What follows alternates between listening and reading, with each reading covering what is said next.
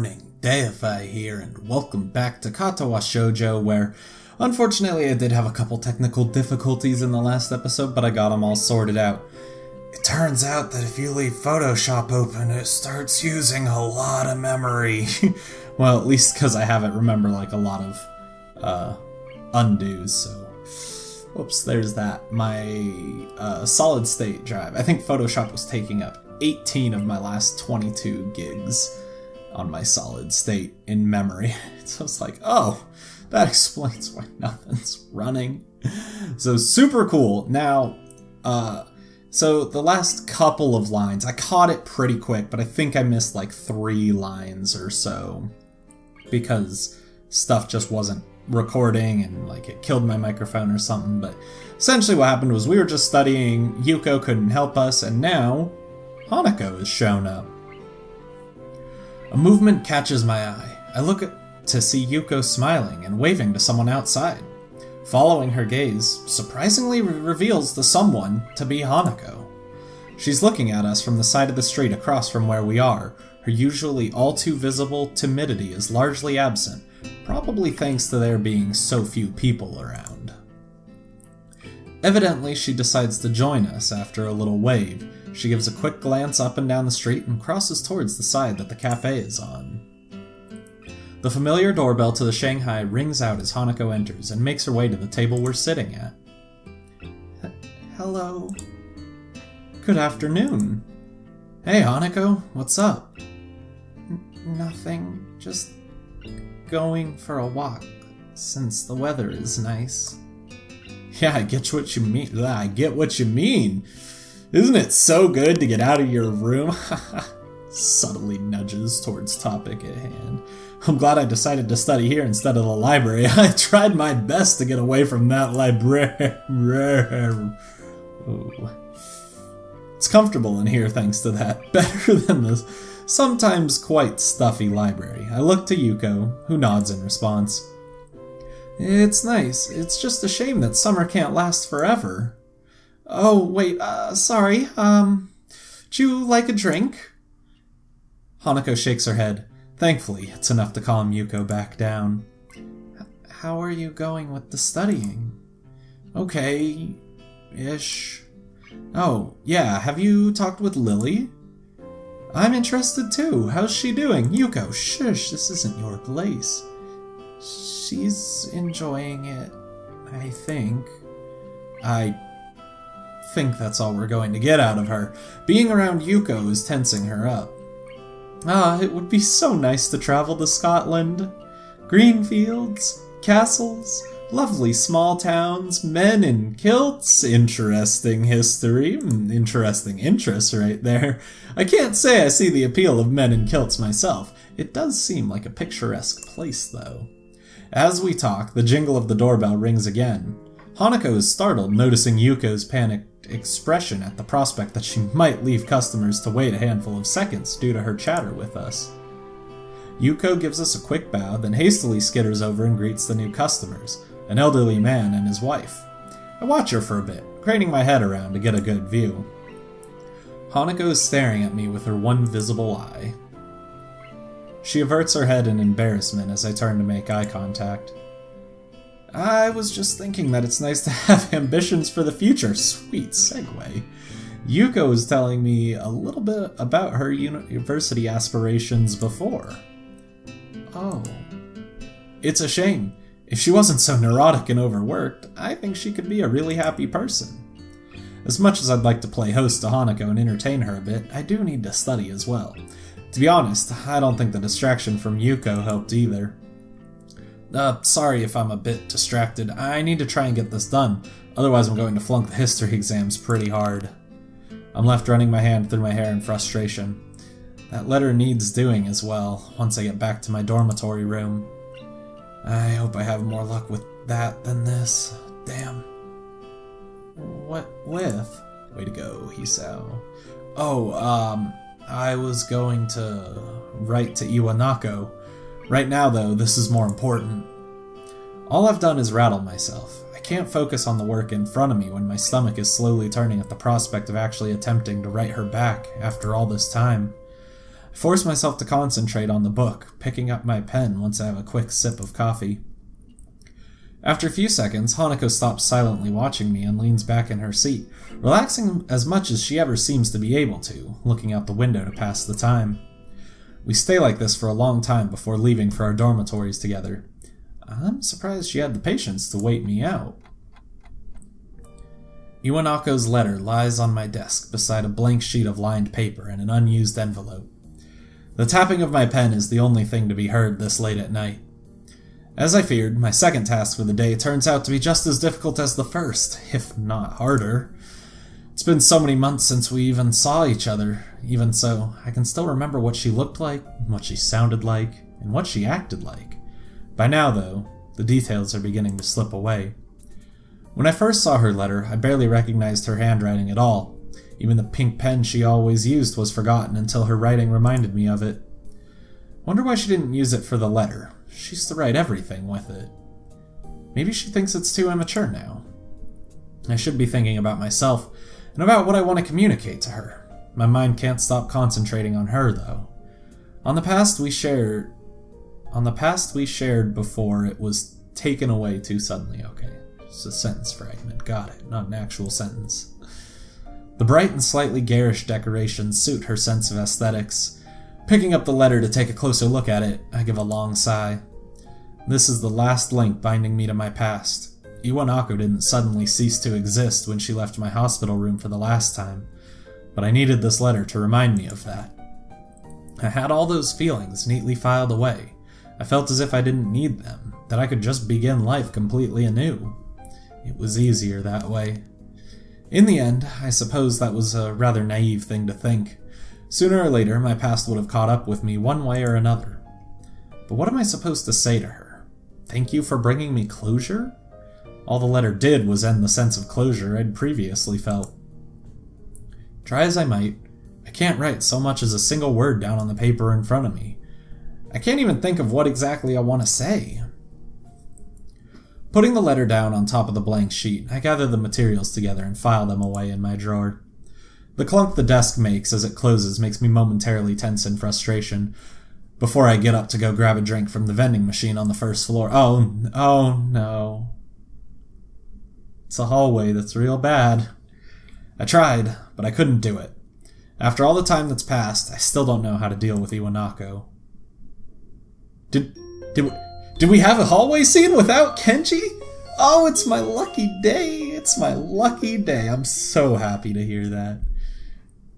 How many more Kenji scenes do I need to put up with? We've got to be getting pretty close. I keep saying that, and I keep being surprised by how not close we end up being. The library, while not humming with activity, is noticeably more busy than usual.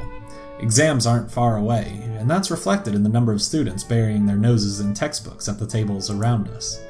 I've been studying quite a lot in the past few days, just like them, in hope of doing well in the exams. This also means that Hanako and I have been playing games less, so she's begun studying as well just to fill in the time. Nevertheless, I found myself forsaken by her on this particular day. The textbook in front of me has remained on the same page for some time. After so much reading on subjects I couldn't care less about if not for the exams, my mind is beginning to wander. I find my eyes flicking over to where Hanako would usually be, just like on the days she wasn't in class. Her usual beanbag in the corner of the room is conspicuously unoccupied. It was here that we first really met. I tried to start a conversation with her, she got skittish, and eventually bolted from the room altogether. I probably shouldn't smile about it, but it was kind of amusing in hindsight. Nowadays it's more and more difficult to imagine her doing such a thing. Even with Lily gone, she's been doing well now that she's come out of her room. I want to talk with her, or at least play another game of chess. I'm tired of studying, and it's been a few days since we've really done anything together. The question of where to find Hanako isn't a particularly difficult one. If she's not in the library, chances are that she's either in the tea room for some peace and quiet, or in her dormitory room. Deciding to check them in that order, I pack up my books and make my way out of the library. I stretch and give a loud groan as I walk down the hallway. Studying may be frustrating at times, but with the progress I feel I've made, there's also some sense of pride in getting it done. It's a good feeling. There isn't a sound to be heard from inside as I stand in front of the door to Hanako's room. I guess that isn't very indicative of whether she's inside or not, given how quiet she usually is. Still, she wasn't in the tea room. I try knocking lightly to make my presence known, but I'm surprised when I find the door unlocked and yielding at my touch. Oh, that's never good. Oh, that's never good, and Doki Doki, that is very bad. With a small creak, the door opens. It looks like my suspicions were correct. Hanako is indeed here. Granted, her head is on the screen, so this is a good start. She's sitting at the table with an open book in front of her, but pays it no heed as she keeps looking out the window. She looks utterly oblivious to my presence. With her head thoughtfully resting on her hand, she looks calm and collected. It's a shame she can't look like this more often. Smiling a little, I walk up to the table and softly speak to her. "Good evening, Hanako." Hanako's head turns a little to see me, but she's still only half there. I put a hand on the table and lower my head to better look at her face, mildly curious about what mood she's in. "What's up?" She gasps a little, finally acknowledging my presence in the room for the first time. Hanako's blushing really heavily. Her mouth is... oh goodness. Her mouth is open just a little, as if paused mid-sentence. Most striking, though, is what she's doing. Oh goodness. Okay, it's not as bad as I thought, just yet. She's looking directly at me. Her eyes are pinned on my own, from such a close distance that I can almost see my reflection in them. They don't turn away, nor move at all. They're absolutely still, just looking into mine. They're dark, and give her an almost analytical air. Even when reading on subjects she has no interest in, she would appear to be wrapped in her work to a casual observer. She absorbs information very well, and even now I can feel that. I feel like I'm seeing something behind those eyes that I never saw before. I don't know what it is, though. Hanako? Her lips move just a little, silently mouthing something. She looks like she's on the verge of saying something, but won't say it. But that's the way Hanako always is. On the verge of saying something, but never quite doing it. As I look intently into her eyes, I realize something. Everyone has their own thoughts, things they want to say, their own worldview, but I can't work out what Hanako wants to say, and I can't work out what she's thinking. I never have been able to. It's frustrating. It feels like I don't know her at all, despite all the time we've spent together. Sao. It's only now that I find myself blushing. I've been looking directly into Hanako's eyes from such a short distance with absolutely no regard for her, and she's been looking into mine without shirking away. I quickly look away while covering my face with my hand. Hanako does just the same. Another awkward silence reigns. I hate these. At first I accepted them as just being a fact of life around Hanako, but now all they feel like is an affirmation of how little we're able to communicate. Some anger makes its way in the complex mixture of emotions I'm experiencing right now. I want to bridge that gap between us. Friends shouldn't have to tiptoe around each other like this. I speak before I can argue myself out of what I'm going to do. My scarring isn't as bad as Hanako's, and I can't possibly compare my life to hers, but I want to show her that she's not alone. Oh boy. Oh boy. Oh boy. Oh no. This has to be it. Doing so in such a blunt manner might be the only way to get my point across. Hanako, I want to show you something. I take a deep breath and prepare myself. This could backfire badly, but I feel as if we've come close enough for this to be okay. I'm not going to strip naked or anything weird. I'm just going to take off my shirt. Hanako's eyes grow to the size of saucers. Her face is an amusing mixture of curiosity and nervousness as she stands. It helps take the edge off my own nervousness at doing this in front of another person. Slowly, with my entire body feeling tense, I unknot my tie and begin to loose the first of the buttons. I'm trying to mentally block out Hanako to make this easier, but it's not really working. As I work my way down, I expect to hear some form of protest from her. She remains silent, though, which just makes this feel even stranger. With the last of my shirt unbuttoned, I take a breath and look at her. Hanako's gaze is fixed on my scarring, as expected, and once I nod to say it's okay, she steps forward and tentatively places her hand on the vertical line running down my chest. The scarring on her hand, a pattern of damaged skin across its surface, contrasts with the single uniform line that makes up mine. Her hand isn't trembling at all, unlike what I predicted. This is the scar from the surgery that followed my heart attack. The surgeons had to cut open my chest to operate on my heart. I never knew. Hanako's words are calmer and softer than usual. The soft feeling of her fingers moving from my scar to my breast makes me hesitate a little before continuing on. You're the first person to see this since I've left the hospital. But why are you showing this to me? I wanted to prove to myself that I could do this, that I could accept my past and move on. I wanted to show that to you as well. She nods. From her reaction, she seems to know how difficult this is for me. More than anything, this scar represents a visible reminder of my condition, a reminder that I'm not normal anymore. That's something that, until now, I had tried my hardest to ignore. As the minutes tick by, Hanako's gaze lingers. Her eyes look less focused on my scarring than before. The situation feels a bit different than it previously did. It makes me feel slightly uncomfortable. Her hand retreats, and I draw my shirt closed and begin to button it up. Her blushing face suddenly returns to its typical tense and timid state as she looks away. The room is completely silent as I fix my shirt and tie, feeling put off after such an unexpectedly intimate moment. So, I guess you're not the only one that's scarred. Hanako smiles a little at the joke, thankfully lightening the atmosphere a bit. Thank you, Hisao. I think I understand. I give a long sigh of relief. I really didn't know how she'd take it, but I'm glad everything seems to have worked out as I hoped. Hanako's smile only proves that further. I'm finding the path I want to follow now, and what Hanako needs to do is find her own.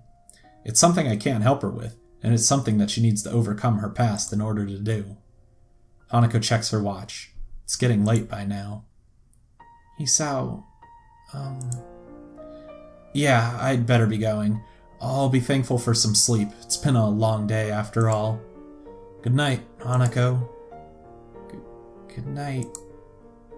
Again? How is that not? Hold up. I don't remember. No, I didn't disable. How is it not? I was like, did I disable it for YouTube? I make my way out of her room and into the hallway, remaining silent as I do so. I think both of us have gone through a few emotions today. But heck, this route is just one tease after another. It's all just real intimate moments where I'm like, this has to be it. This has to be it. But we have never once even thought about the fact that maybe we're more than friends. Oh, good. Dabbing. He says dabbing. Sweet. The heat of the summertime sun beats down on my sweating brow.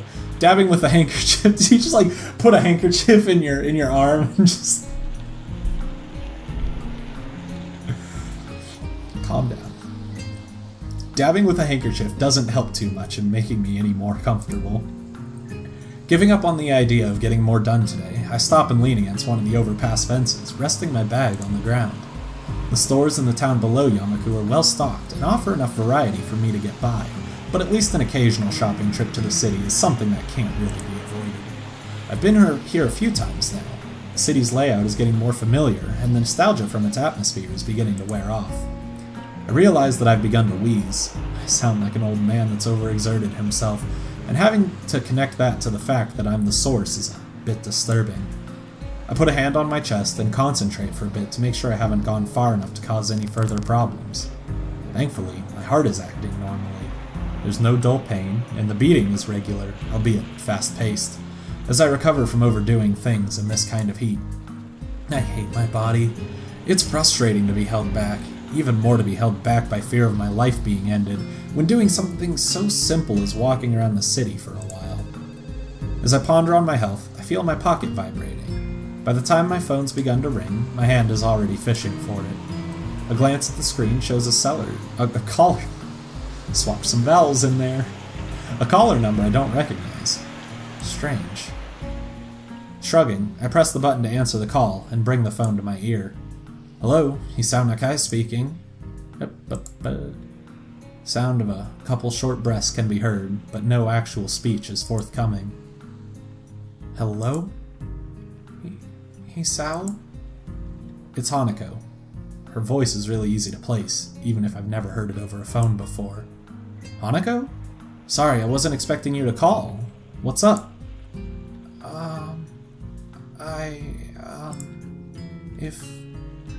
If you're not busy, I was wondering if I like to meet up? Yes, I mean... She sounds really wound up about this. I can hear muffled voices in the background, and it's about time for afternoon tea, so I guess she'll want me to meet her at the Shanghai or something. That sounds fine. Are you at the Shanghai? I'm in the city. Hanako's here? Alone? That's a surprise. It's little wonder she's like this if she's surrounded by people and entirely by herself. That works out well. I'm just wandering around there now. Where are you? Hanako manages to stammer out the street name, address, and some basic directions to where she is. Luckily it's not too far, so I agree to see her soon before hanging up. I look up to the sky. The summer heat is beating down. This is the first time Hanako's asked for us to do something together beyond a simple board game, and the first time, at least since I've known her, that she's come to the city by herself. Maybe this means Lily was right. By the time I manage to stagger up to the cafe where Hanako is, hey, we know this place, I've started to wheeze again.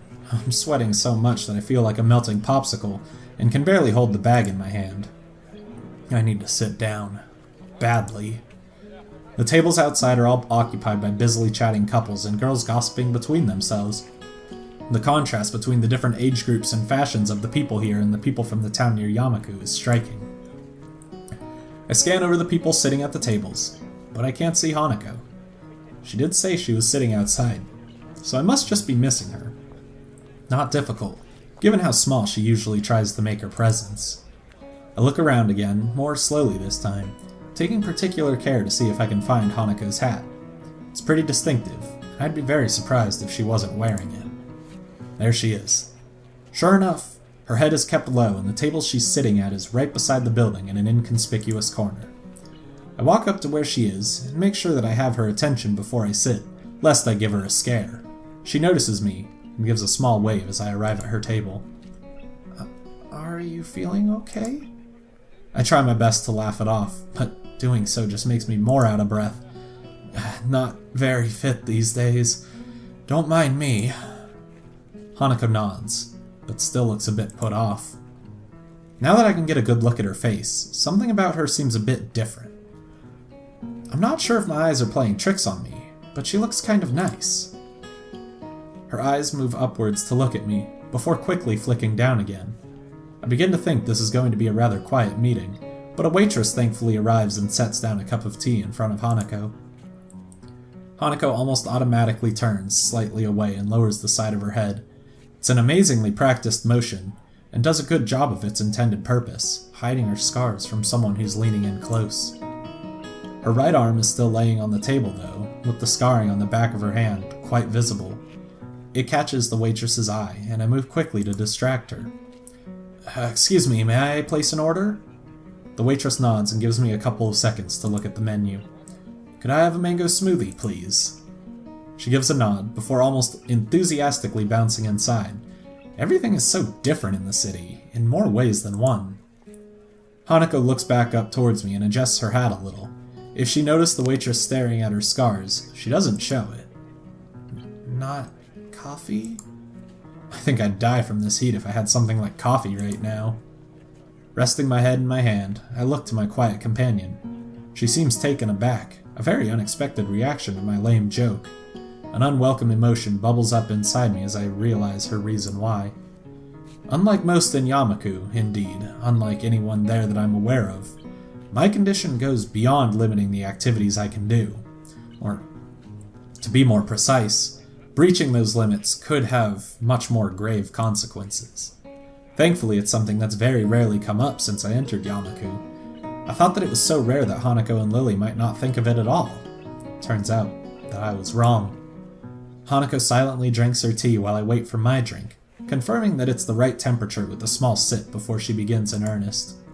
I feel guilty for being the cause of an uncomfortable silence, since in the past, I've been kind of hard on Hanako for those. Eventually, the same waitress as before bounces up, handing me my drink. I gather change from my pocket and drop it into her waiting hand before she goes off to attend to another customer. My eyes linger on her as she walks away. Oh no. Oh, this is awkward. Do you think that she looks pretty? Hanako is following my gaze, her eyes taking in the waitress that served us. I can feel my blood slowly going to my cheeks as I rest my smoothie back on the table. Nah, I can't really say that I'm into that look. She just looked a lot like an old friend I knew before my heart attack. Good save, Iso. Did you have many friends? I had a few at my previous school, though I wouldn't say a lot. The four of us just hung around together after school and stuff. Do you still talk to them? I shake my head. No, we gradually lost contact while I was stuck in the hospital. You're not saddened by that? Or angry? Hanako looks genuinely surprised. I guess it's the right reaction. Well, life did move on for them while I was stuck in the ward. I was pretty sore about it at the time, but now it's just a bunch of nice memories. Besides, once I came to Yamaku, I found new friends as well. That's quite a whitewash of what my feelings were back then. I went through some dark times during my stay at the hospital, and I really am glad that Hanako and Lily were around to help me after I left it. Hanako blushes as we both get down to enjoying our drinks. She seems to have calmed down since I arrived, and I've started to feel a little better now that I've had the chance to rest a bit, so this is going to be a nice outing already. Even if she's calmer than before, though, she's still fidgeting a bit. She runs her hand down one of her bangs as I try to think of something to say. That's right, I was going to ask. Hanako tilts her head quizzically. I didn't know you had a mobile phone. How'd you get my number? Use your brain, Hisao. It's not a hard one. Lily gave it to me. I should have guessed. Yeah, you really should have. You know, you could have just asked. I'd have given it to you. Want to exchange email addresses? Hanako nods, setting down her drink and fishing out her phone from her pocket as I do the same. It's surprisingly the same model of phone as mine. Pink, though. Nice phone. She looks at me with a curious expression, before noticing my phone and giggling. I remember when you could, do that before it was... Really, everyone had, the same one. Everyone either has an iPhone or a Samsung or maybe a Pixel like me these days. That's about it. A couple stragglers with something else. But man, back in the day when you're like, oh man, you got the Razr too? Everyone had the Razr, but there were so many other flip phones as well. And then saw someone with the same Go phone as me because I just had the cheapest one. It was silver and had a red, it was a silver flip phone, had red trim on it. I saw someone else with the same flip phone. I was like, no way, no one else has this phone. And then I got a blue phone and everything changed. Good times. Good times. I miss when phones had personality. I mean, apparently phones still have a lot of personality in Japan. Phone trinkets and keychains just don't seem to be a thing in America. I should make it happen. I had one at one point, but I think it's still on my old iPhone.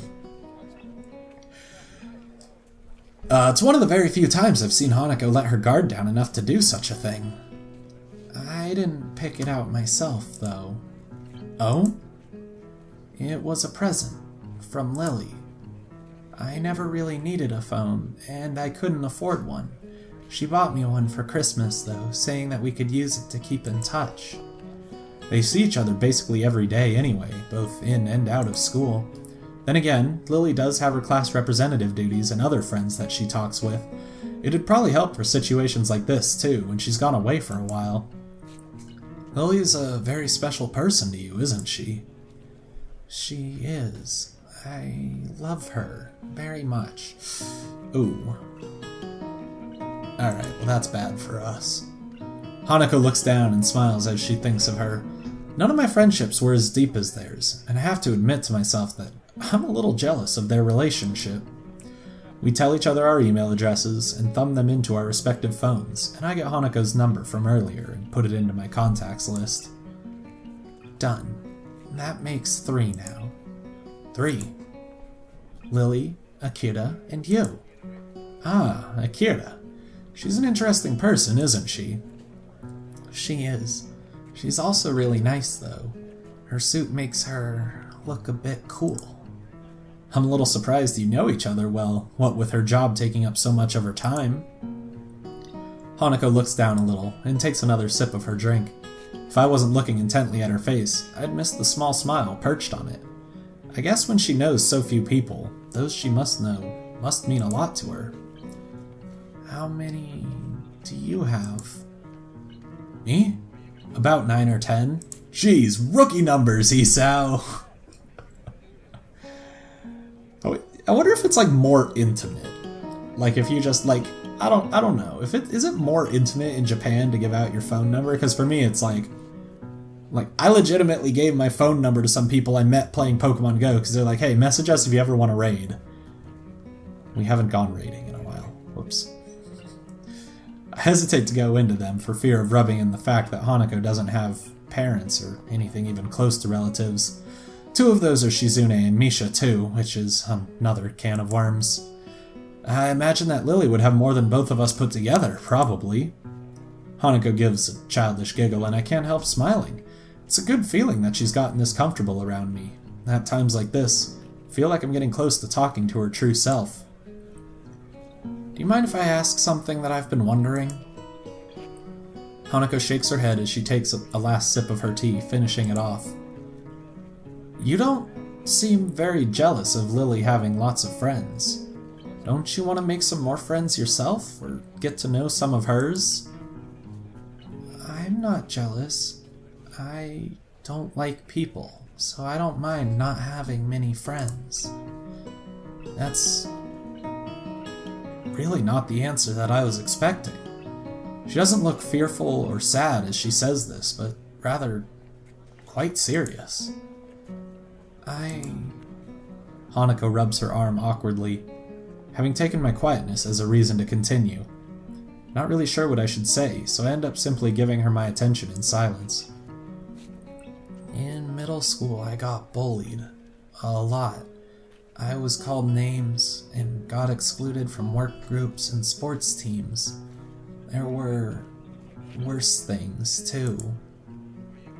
And that's what made you not like other people? She shakes her head. That was elementary school. I feel bad for bringing this up now. Adults have enough problems dealing with Hanako's scarring. Children would be all the worse. I'd assumed that the way she tried to make her presence not felt was just to avoid people staring at her, or because she was afraid of them. Certainly not because she genuinely didn't want to interact with them in the first place as well. I noticed the condensation from my neglected smoothie forming a little puddle around the bottom of the cup, so I take the opportunity to finish it off. As I drink, she begins to fiddle with her phone. It looks like she's remembered the people around her again, and begun to tense up. It isn't exactly a cheap phone. I had to save up for quite a while to afford one when I got mine. If Lily went to a private school, she probably wouldn't have too much trouble getting one for a present, though. Watching her fiddle with it gives me an idea. Hey, Hanako, wait for me. I'll be right back. I put the now empty cup down, slip my phone into my pocket, and begin to move off, carefully stepping around the bag I'd placed beside my feet. Thankfully, sitting around while talking to Hanako has helped me feel a lot better than before. Wait, what? Where are you going? Just stay here. I'll be back in a bit. And I'll be back in, 4 days, probably. I'm going to leave this episode here. We are having a very pleasant outing with Hanako. One of these days it's going to happen. I know it happens. I know there's only one girl that you do not totally get with. And it's not Hanako. Like, my goodness. I mean, we'll see. I don't remember how bad they are, but it's probably, like, real touching what leads up to it, at least in this one. So, I don't know. We'll see if I edit it out. This is definitely going to be the lead up to it. That's why I'm a little hesitant to turn off disable adult content. I don't know if it just cuts out, like, the act, which I'm going to cut out anyways, or if it like does the entire lead up. Because I'm like, I don't know. Depending on how good it is, I might just have to lead it in. But it's gotta happen soon. This just makes me sound terrible. I'm gonna shut up now. I'm supposed to remind you to like, comment, and subscribe if you enjoyed the video. Until next time on Katawa Shoujo, goodbye.